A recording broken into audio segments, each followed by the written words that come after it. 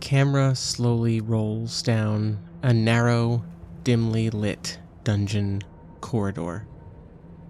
Rusted metal cage doors line either side, and on the inside we can see incredibly small, cramped cells. The ceiling's angled down, so the only place you can stand is right at the door, right up against the bars, and a small cot is against the wall.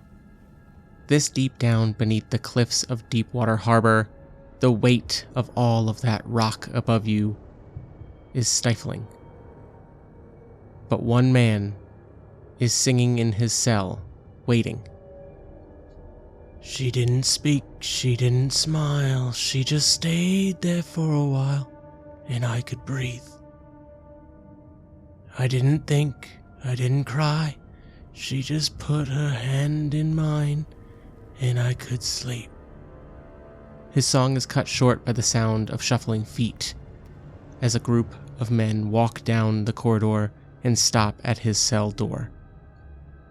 They unlock it, pick him up, and carry him down the hall, wrists and ankles shackled, and arrives at a small room in Deepwater Dungeons, where waiting for him is Inquisitor Azriel Sterling, and an older man we recognize as Elder Durand from the Church of the Enduring Servant. Azriel Sterling sits at a small table while Elder Durand stays standing, and says, "Please sit, Mr. Iver. I am Inquisitor Azriel Sterling, ever-enduring servant. The courts of the Coyote Dominion have found you guilty of espionage and treason, and I am here to see to your will and soul. If you know of me and my order, I think you know why I am here." For the first time we see Damaris Iver. He is a dark-skinned man with a face that looks like it's used to smiling. It looks like he kept himself very neatly shaven, but a few days in this cell have caused hair to grow on his chin and cheeks and head in a way that it's coming in a bit unkempt. However, he holds himself incredibly confidently, calmly, comfortably, despite his situation. He doesn't smile when he looks up at Azriel Sterling, but he says, I believe I do, and I think I know why the elders saw fit to join us as well. Don't want me putting any ideas in the ever-enduring young Inquisitor's head now, do we, Durand? Azriel Sterling looks over his shoulder and then looks back at Damaris Iver and says, "The Elder is merely here as a formality, and to offer you a chance to repent." Damaris Iver does smile at this, but does not make a sound when it looks like he laughs. I thought the whole way out for you lot to escape this eternal service is through an act of martyrdom. What makes you so sure I'm on the wrong side here? Haven't you taken a moment to consider why, if the Coyote Dominion has won this war, why are we still at war? You're an Inquisitor, no? Doesn't that mean you're one to inquire? Seek the truth. It endures and all that, doesn't it? But I think your elders like Durand here have a new type of bloodhound out there hunting down their enemies now. Elder Durand steps forward. I've heard enough. This man is not going to repent. I just hope his soul is returned to a new life fitting of his sins in this one. He turns and storms out of the room. And before he gets too far, he says, Inquisitor, this man is a lost cause. Come, we have more important things to do. Azriel squints his eyes at Damaris Iver for a moment, and Damaris holds the gaze. The two share an intense stare, neither flinching, but both are clearly communicating a frustration that there are too many questions unanswered. And when the guards grab Damaris Iver to bring him back to his cell, one of the guards says, "Now don't get too comfortable. Word is, you're home as of tomorrow, will be the bottom of the harbor.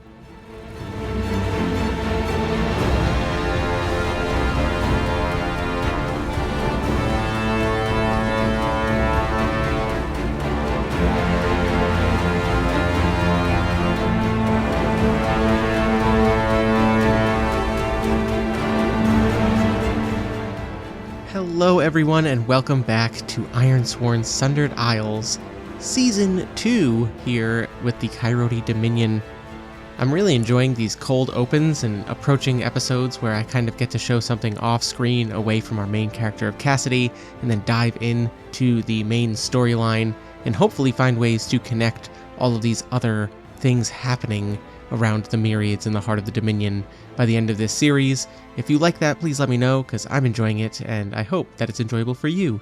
But before we dive into Cassidy's adventures and hop into this crazy naval combat that we are about to hop into, let's go over some announcements for the month of March.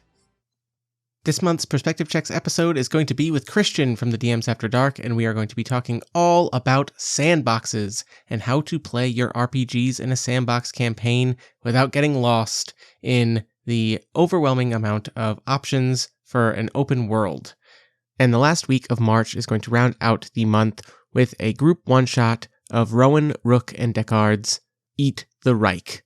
For no particular reason, it is a game about playing bloodthirsty vampire commando soldiers in 1943 Nazi-occupied Paris with one goal, which is to find and drink all of Hitler's blood to destabilize the Nazi war machine.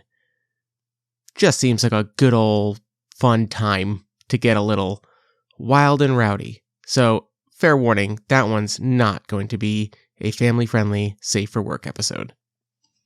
Oh, and one other thing, this is the first episode on my podcast feed for the month of March, but I think I'm going to be on at least a couple of other podcasts this month, so keep your ears peeled and go check out Characters Without Stories with Star, who I did an episode with for a character I created for Fabula Ultima.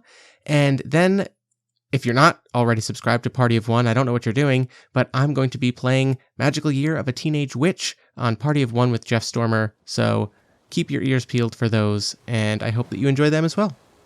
All right, let's see what the Revenant can do in a naval battle.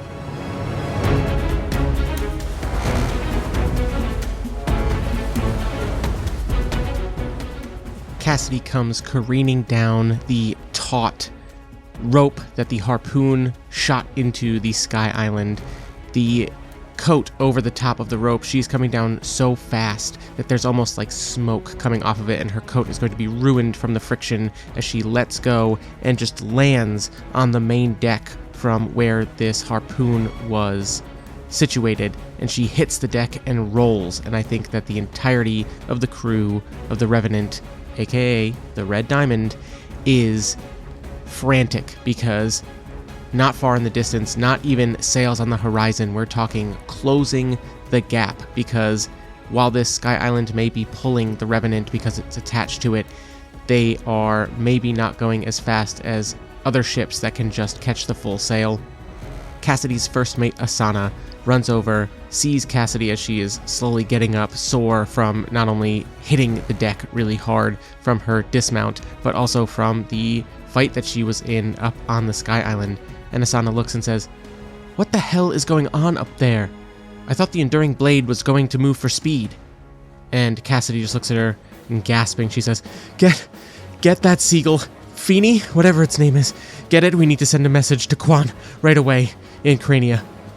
And Asana yells, snaps her fingers at somebody, and they run off to go get this Turn's cage so that way Cassidy can begin writing a letter frantically. And she looks at Asana and says, "What ships are after us? What, have you recognized their standards? What flags are they flying? Who is it?"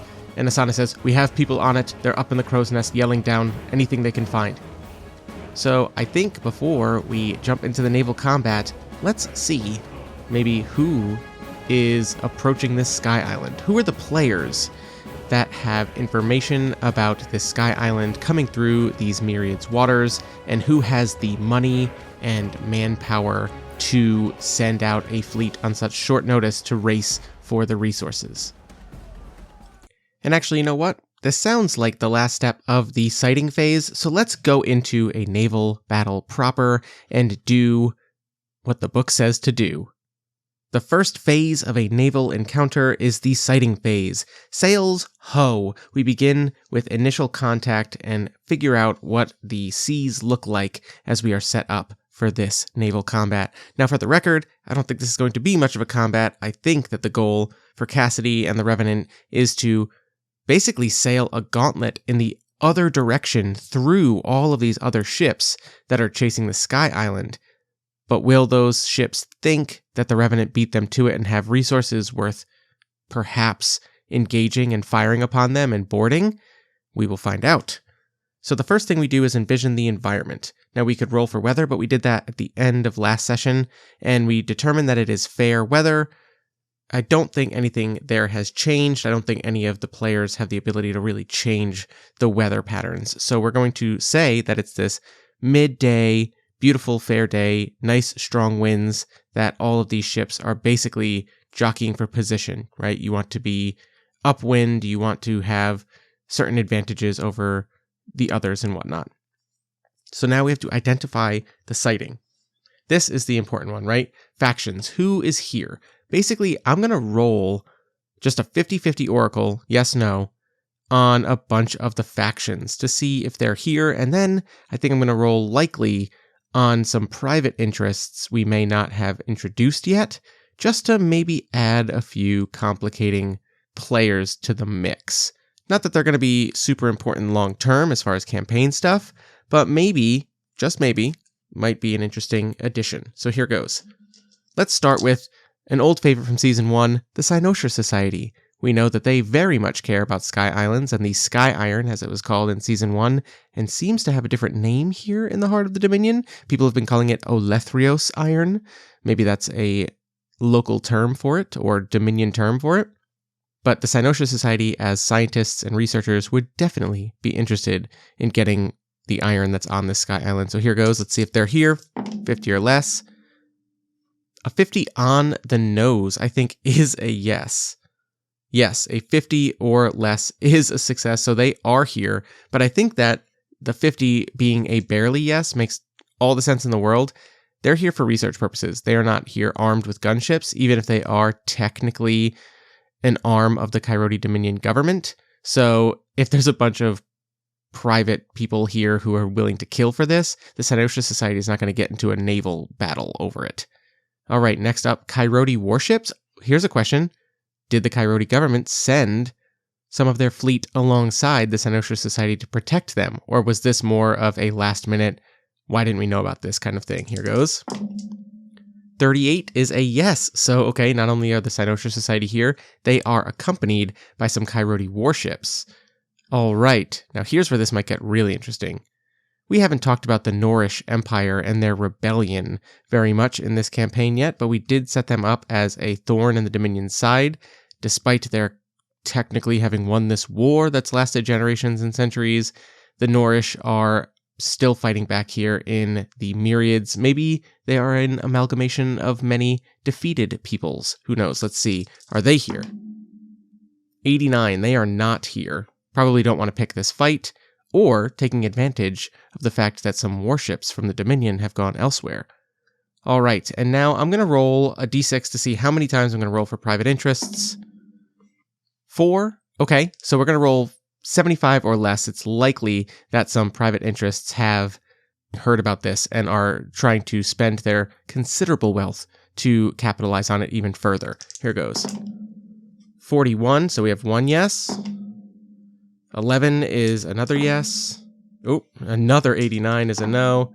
And a 95 is a no. So, okay, there's 2 ships, and we're going to define who those are now. All right, here goes.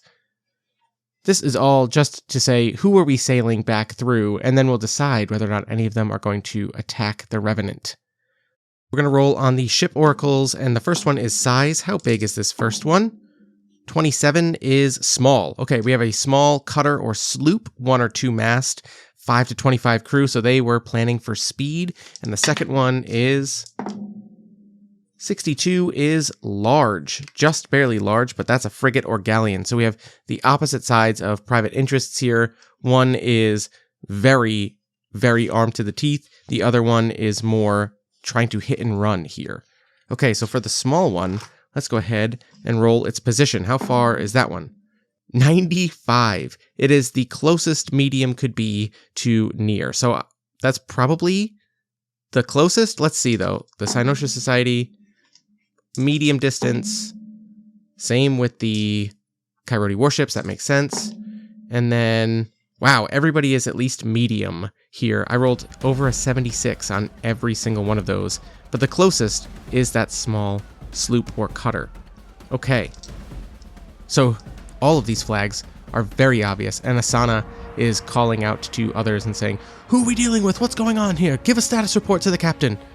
And Cassidy stands up and looks over, and a person runs over. "Ma'am, they have Coyote warships defending and escorting a Cynosure Society vessel. However, they are flagging behind. There are 2 other private individuals who have sent ships. I don't know how they got word, but one of them is very close, and the other is not far behind." Let's get a first look at the little sloop.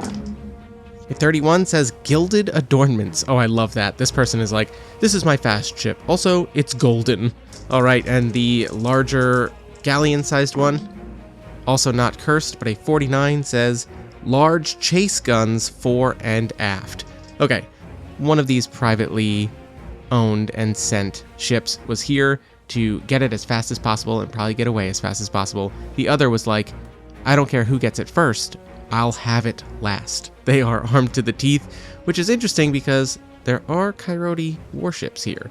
Would they interfere? Would they intervene and fight a private ship over the contents of the Sky Island if they got there second? Interesting to think about.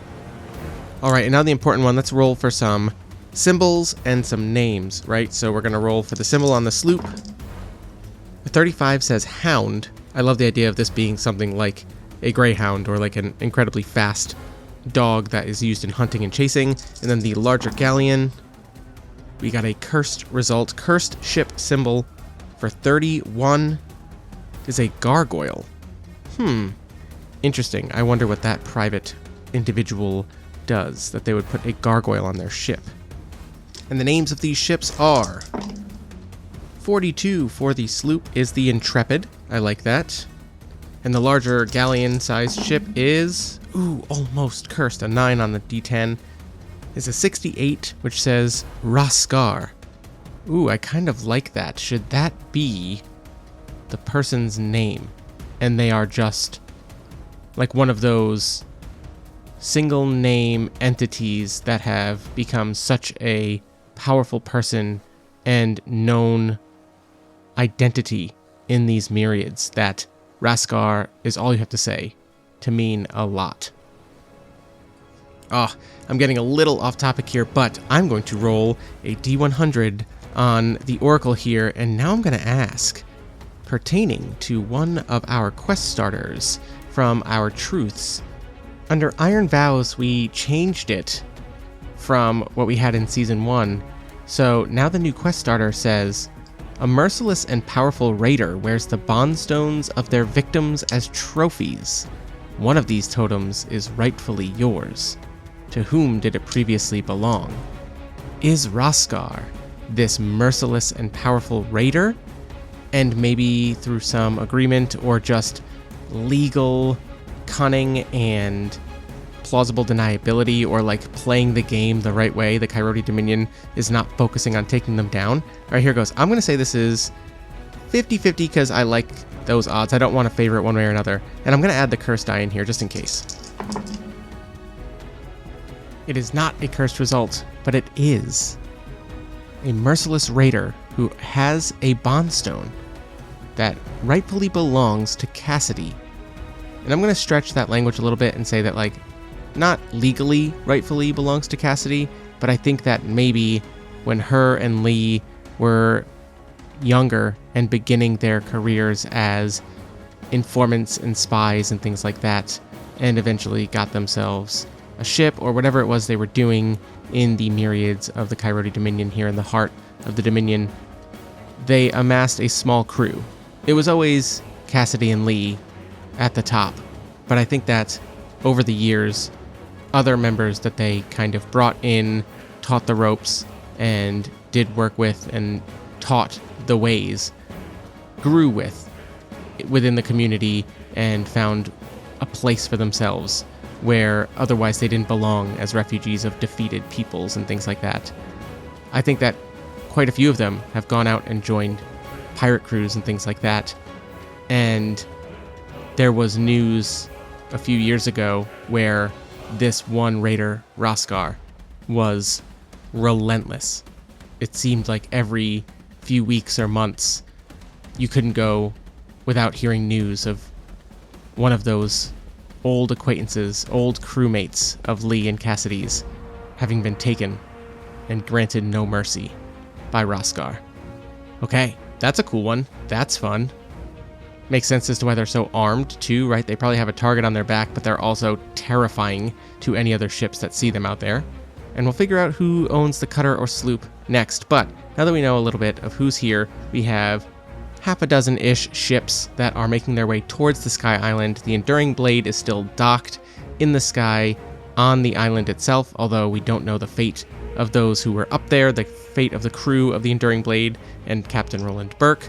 But we need to get the heck out of here. Cassidy is waiting, hears the rundown of who's here, and her face hardens when she hears the name Roskar. But right now, the priority is get out unscathed. She tells the crew, down masts, cut the harpoon line, let's turn this around and we need to get out of here. We're sailing back through this mess of ships and we need to get back as fast as possible. This was an ambush.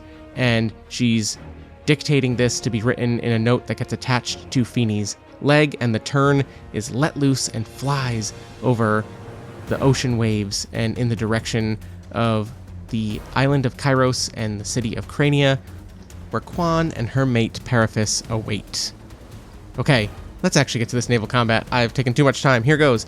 We have done the sighting phase. We are setting our orientation to go right through the rest of these ships and beeline our way back to Kairos and Crania. And now we need to envision the reaction. Do other ships move to force or engage? Do they flee? Are they sailing onwards, unaware or unconcerned? I'm going to say it's going to matter when we get a little closer. So it says make full sail. We're moving on to the approach phase of the naval combat, which we are going to resolve as a single face danger move. There is an option to do this as a scene challenge, but we know how much I loved scene challenges in Season 1, and I do have a plan for a scene challenge very shortly, so let's see how this goes. We are very obviously rolling this with edge because it is all about speed, mobility, and agility of not only all of the crew members, but of the ship itself. And I think that we see Cassidy as she holds one of the masts, and she's just speaking and says something like, "I don't know if you're there, Captain, but we might need you." And let's roll face danger plus edge. Oh! That is a 5 on the die, plus 2 for edge against 2 4s on the challenge dice for a strong hit with a match. We are going to sail right into their faces, unafraid, going to just fly right by them. We get plus 1 momentum from that strong hit, and we are probably catching them a bit off guard. I do want to go through the engagement phase though, because I think that seeing us flee this Sky Island so aggressively and so fast that at least one of these ships is going to engage us. And I'm going to say it's the 2 privately owned ships. I think the Cynosha Society is going to go to the island regardless, and the Coyote warships are mostly there to protect them in case anyone was stupid enough to make a move on them. And we're going to have the faster, smaller of the 2 ships maybe try and keep up with us, thinking that they can harangue and harass us, and maybe if they can catch up to us, board us and try and take some stuff. Or the large ship is going to wait to see what happens and fire on us. So we're going to go to the engagement phase, where we start by entering the fray. Now, unlike other fights, we are going to do the same thing. We are going to give this a name and a rank, but we're mostly picking an engagement objective that we want to achieve. Now for us, this is escape the fight. We don't even want to have a fight. We're going to set this as, I was going to say formidable, but I think that this is actually more just dangerous. because we're not engaging in a combat. We just have to get by them. We have to outsail them. So if this was actually going to devolve into a fight, that might get worse. And if that's going to be the case based on some bad rolls, if that happens, then maybe we set a tension clock or something like that and add it to the mix. But right now, let's roll Enter the Fray, which we are obviously doing, again with Edge. Here goes. Okay, that is a 2 + 2 for a 4 versus a 2 and a 6 on the challenge dice, 6 being Cinder, so someone is going to get aggressive here. And that is a weak hit on Enter the Fray. On a weak hit, we can choose one, either take momentum or be in control. I think that we are in control at the moment because as they were pursuing all of their cannons, all of their prep work for catching up to this Sky Island and any of the ships that were ahead of them was to do it a certain way. But now that we've turned around and we are going to be repositioning ourselves very quickly and changing the landscape of this potential naval combat, they are not prepared. So we are in control to start this naval combat. And the first thing we are going to do is we are going to gain ground. We are not striking out, we are not clashing, we are not doing any of that. We are gaining ground, and we are going to do this by raising the sails and attempting to just pick up speed so they cannot change cannon trajectories and things like that, their aim to catch us if they tried. And at the risk of being a one-trick pony in this fight, we are going to be rolling this with Edge to gain ground, because until they catch us or make us have to change, speed is the name of the game. So here goes. Yikes, that is not a good one. That is a 2 + 2 for a 4 versus a 10 and a 5 on the challenge dice. That is a miss, but I think maybe we burn momentum to turn that into a weak hit, because then we don't lose our control.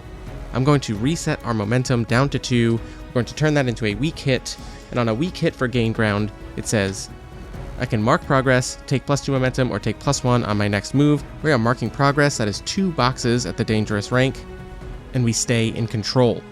However, because it was a weak hit, that means that one of the 2 ships is likely not falling for our ploy here. Let's go ahead and roll. I'm just going to say even or odd.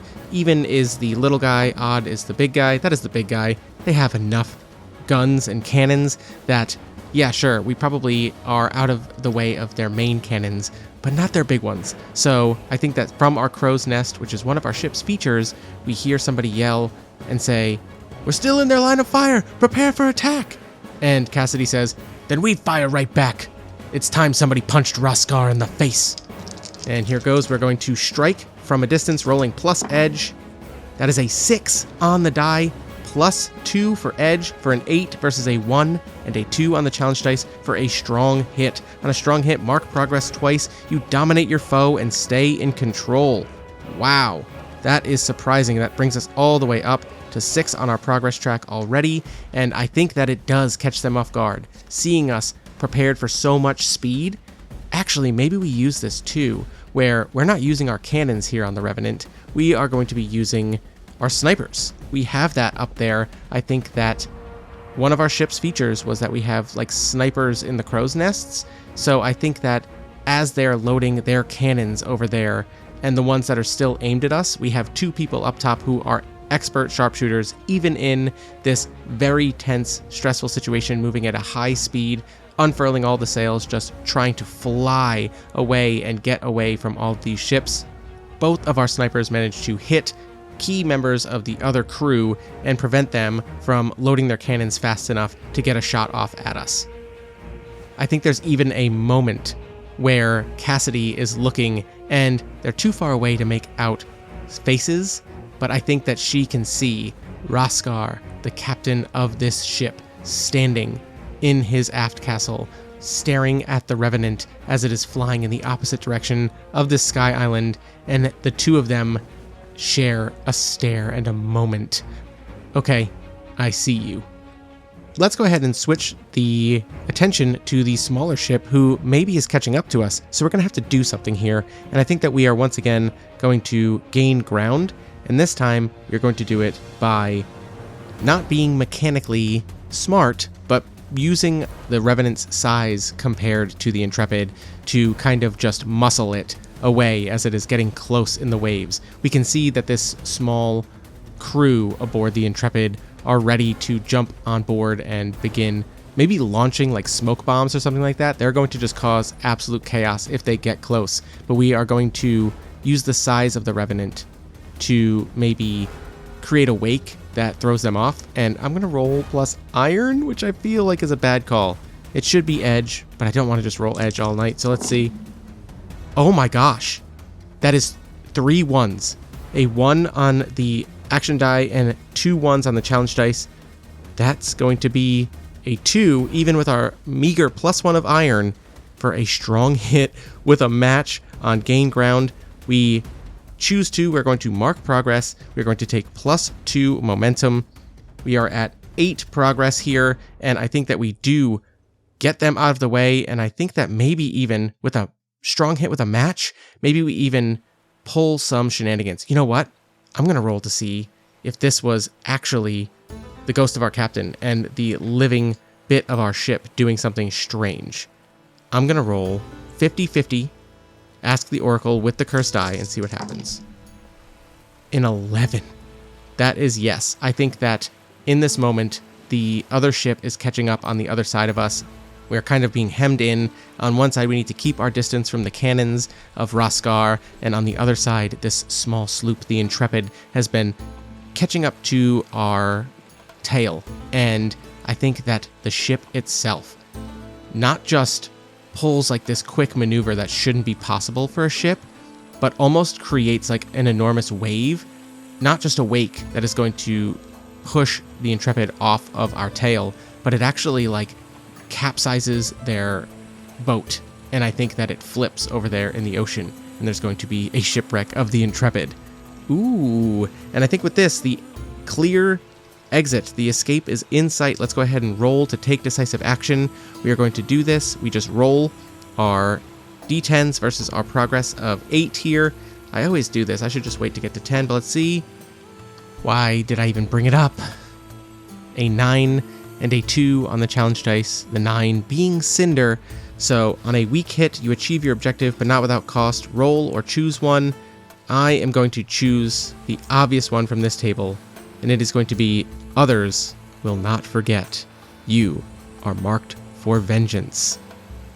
Whether that be Raskar, which seems reasonable, or the Intrepid, and whoever owns that, the Revenant, aka the Red Diamond, is now not necessarily in the best standing with some of these private companies in the Coyote Dominion.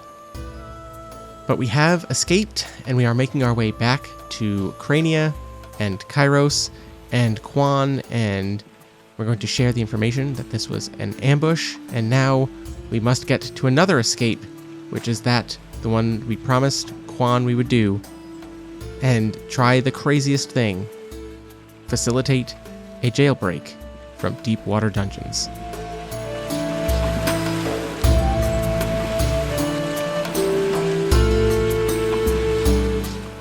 Before we get back to Crania and speaking with Quon to make our way towards Deepwater Harbor, I want to have a quick scene where, after the crew are sure they have escaped numerous boats that were chasing the Sky Island, a little bit has calmed down. Speed is still of the essence, but we see Cassidy back in that captain's quarter where we started this whole series, and she's sitting at the desk and she's looking over Lee's old books for any information. Asana has provided her a list of boats and names from what people could remember of who owned the Intrepid, who obviously we know who owns Raskar, and things like that. Let's just roll a quick 50-50 on, is the name of the owner of the Intrepid on that list that might help us with the Will Solace identity? Let's find out. 83 is no, they are not. Okay.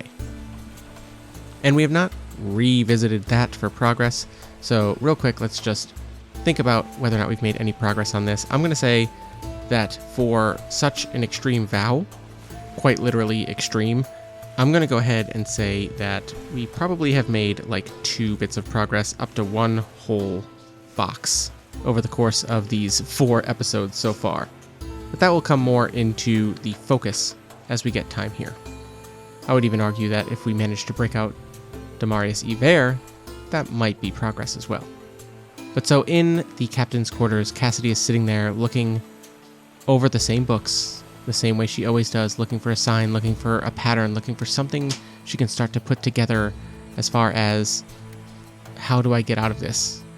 And the ghost of Lee appears in the office, and she sits back and gives a sad smile and says, "Where have you been?"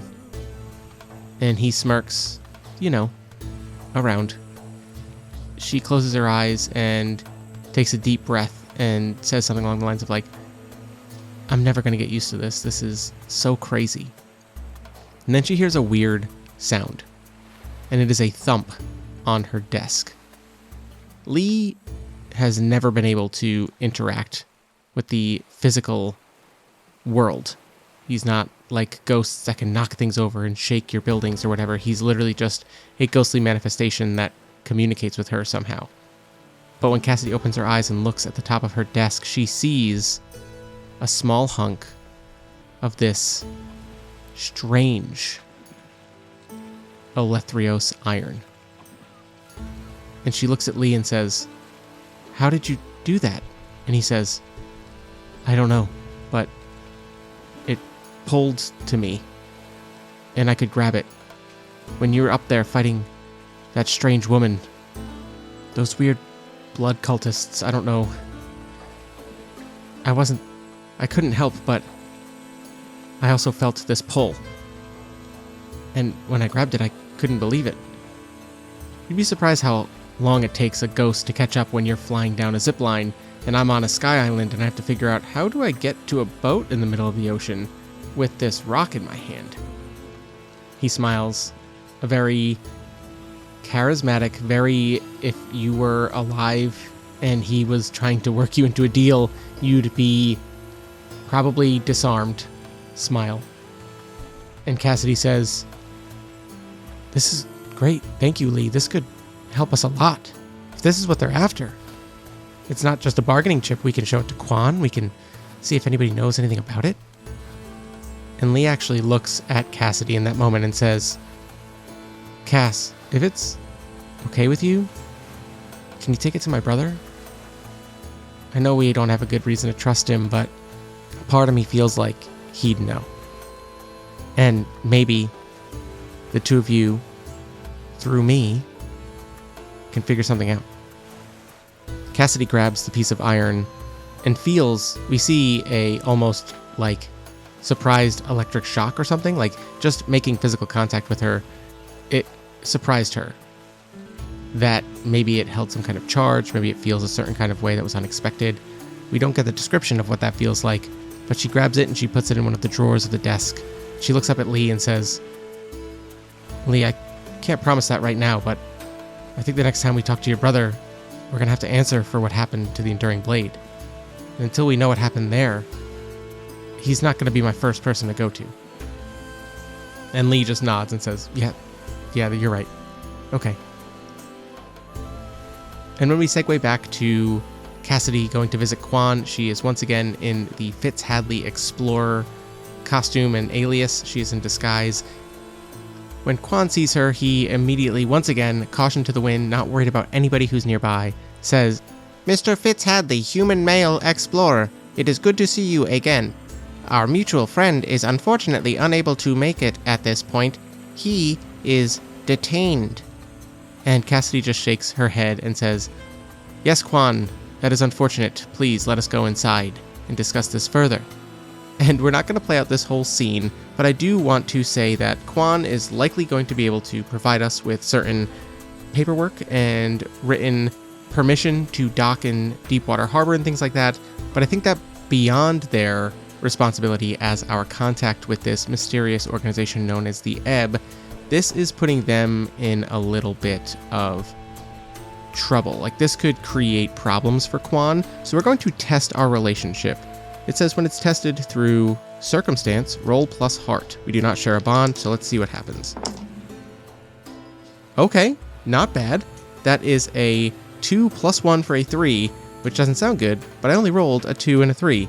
So on a weak hit, we develop our relationship, but envision a demand or complication as a fallout of this test.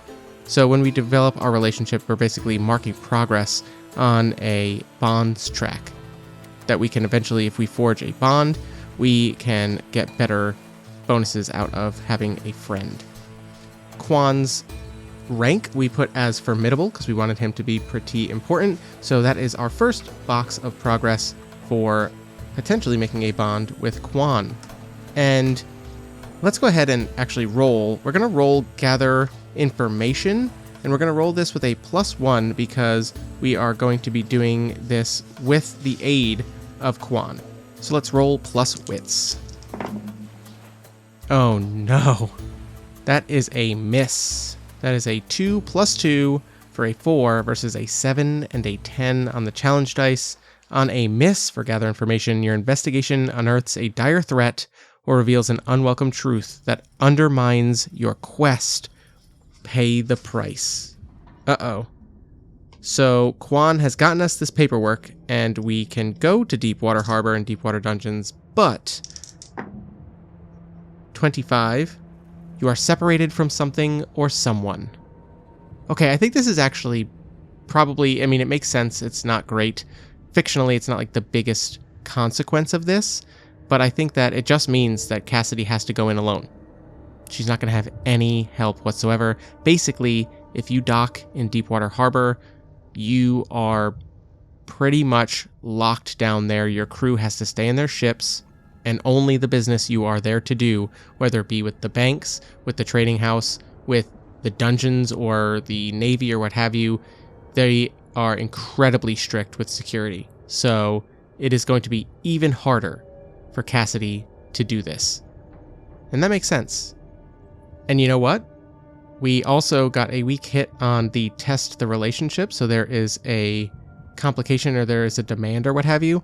I think that the demand is that Quon says something along the lines of, "I fear this mission will be unsuccessful, but should you succeed, unfortunately, you cannot bring Mr. Iver here.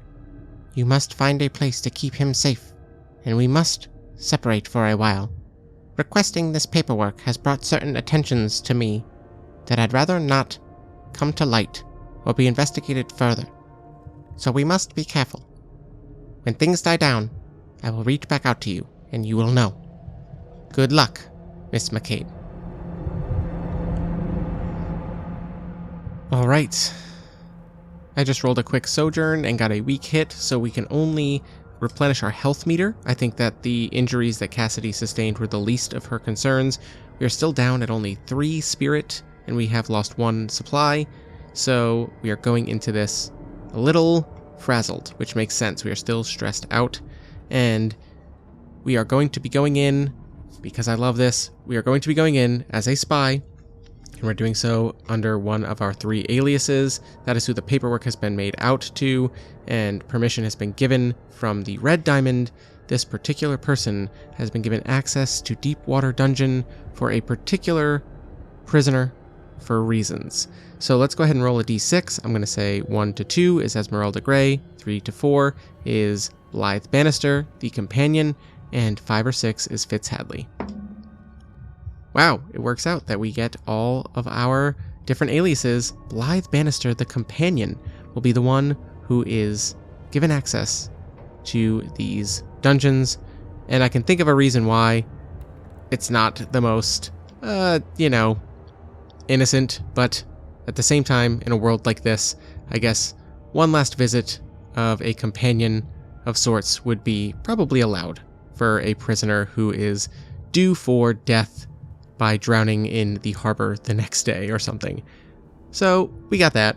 So that means that when we read our spy asset, it says, when you infiltrate a location or event, increase the momentum reset by 1 for the duration of your mission. So our momentum reset is now 3 instead of 2.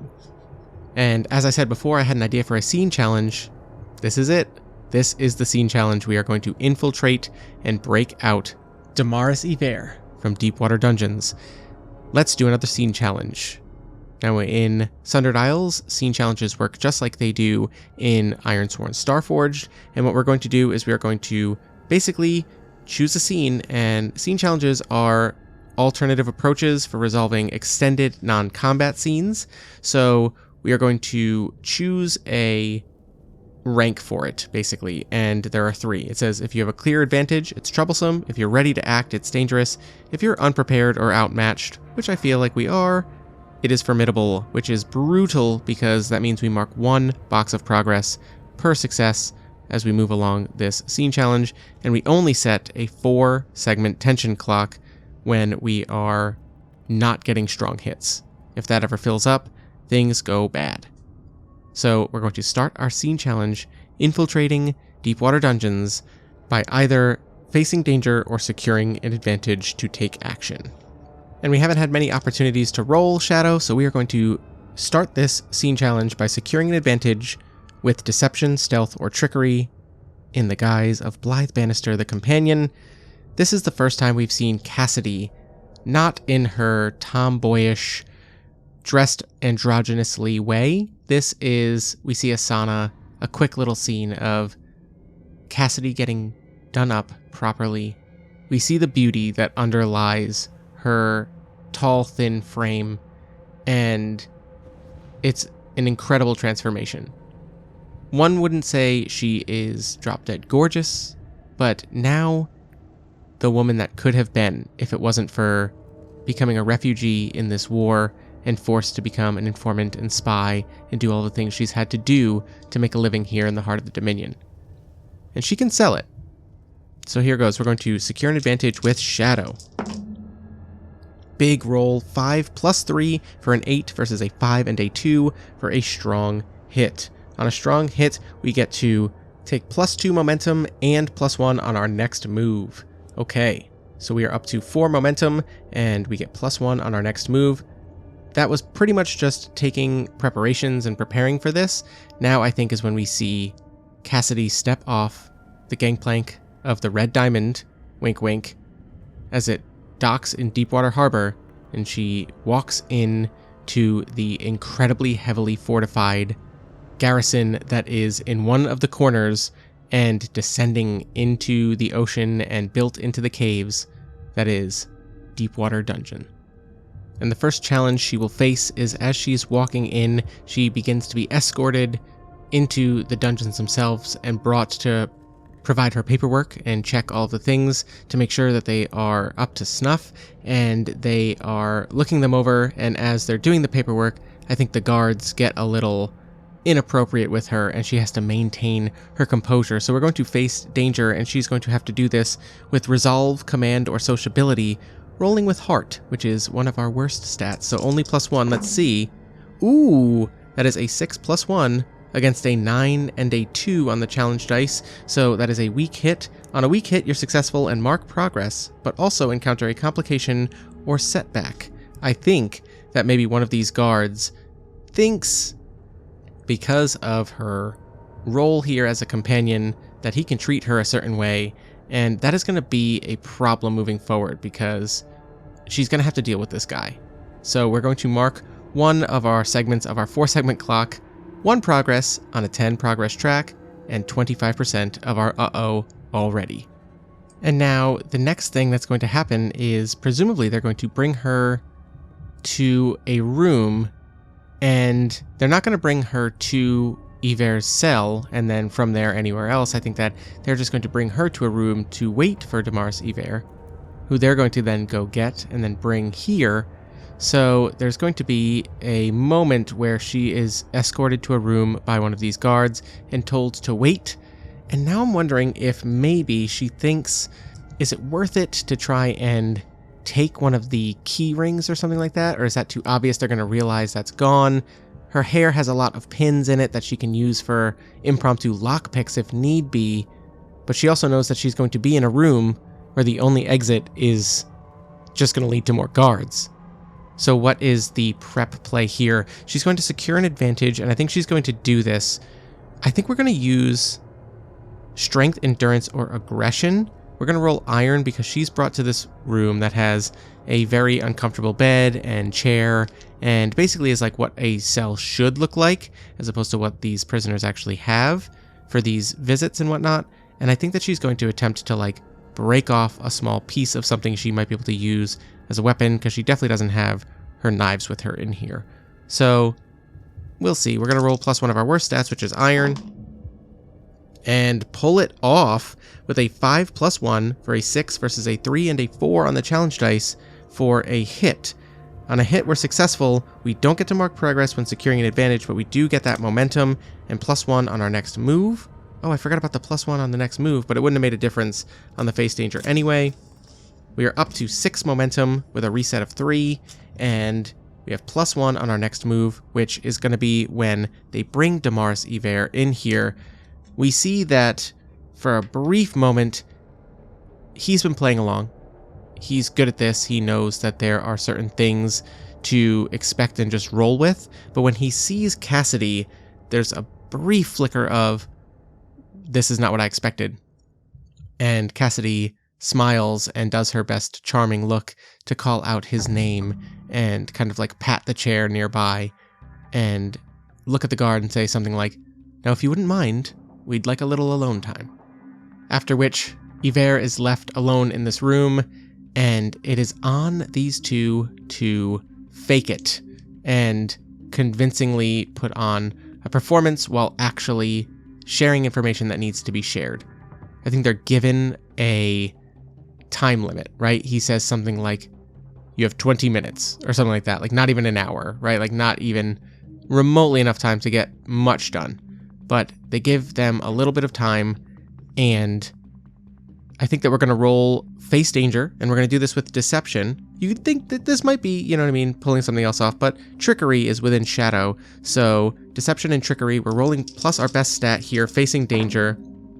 And once again, a big roll that is a 5 + 3 + 1 from our previous securing an advantage brings it to a 9 against an 8 and a 5 for a strong hit. We get to mark progress again, and now we have to think about what is it that Cassidy tells Damaris Iver throughout this whole charade. I think that she tells him, however desperate this may be, she's here with the Ebb, and they're gonna get out if they can. She shows him the small piece of the chair or something that she's broken off and can be used as a club, and she grabs one of the pins from her hair and is going to attempt to unshackle him, because they've probably unshackled him a little bit, but maybe not his ankles or something like that, so like running is not possible. So let's see if she can pick this lock. This is going to be plus edge for agility and whatnot. Oh no, that is a 3 + 2 for a 5 versus an 8 and a 6 on the challenge dice. Our momentum is currently at 6, so that wouldn't make a difference. We are going to miss any way we look at it, and on a miss, you fail or momentary success is undermined by a dramatic turn of events. Fill a clock segment and pay the price. So we are halfway to here, filling our entire clock, and we've only made 2 progress in our formidable track so far. I like scene challenges because part of me loves no success should be totally scot-free, but here goes. We are halfway there. Let's pay the price, rolling a D100. Oops, when I said roll a D100, I didn't mean roll 100. Now we have to roll twice. Oh boy. First one. Oh my gosh, 95. You are delayed or put at a disadvantage. And 49. A new enemy is revealed. Oh no. Delayed or put at a disadvantage makes me think that this is a problem with the red diamond because of its presence at the Sky Island. So this has nothing to do with Cassidy and Damaris Iver in the cell. This is Coyote naval officers making their way down the docks to where the Revenant, aka Red Diamond, is docked at the moment to check on their papers, potentially detain them longer, and a new enemy is revealed. I think Lee Sterling comes into this room as the act is being pretended and whatnot, and the ghost comes in and Cassidy kind of gasps and, what are you doing here? And Damaris Iver looks at her and says, what are you talking about? Who are you talking to? And she says, it's nothing. And Lee looks at her and says, we have a big problem.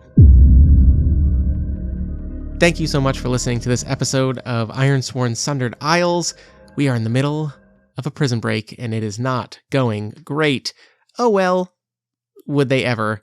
All right. Well, thank you. I hope that you are enjoying what I'm doing here. If you do, please follow me on the social medias for updates about new games and silly things that I'm doing. I'm admittedly bad at social media, but I try. And if you want to reach out to me directly, you can do so at reneplaysgamespod@gmail.com. And let me know if you want to be on an episode of Perspective Checks, if you want to be on an episode of Tabletop Tutorial, because there's a game that you really want to play but haven't gotten to the table yet, don't have a GM for, or what have you. Let's learn that game together and make a fun episode. If you haven't already, please consider leaving a rating and review on your podcatcher of choice. I know that on Spotify, you can now leave individual ratings for episodes, which is really cool, and you can comment by episode. I've seen a few of those, and those always make me really happy. I read all the comments, and it means a lot, and it also helps get my podcast shown to more people who might be interested in this kind of thing.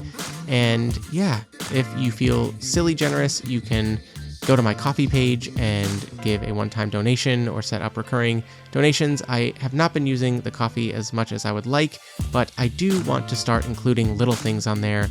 I'm going to practice a lot more layout in the near future for mech cities that I'm going to be putting out for the game that I created last November for the Solo Jam, which is a solo mech versus kaiju hack of Spencer Campbell's Rune and Reap.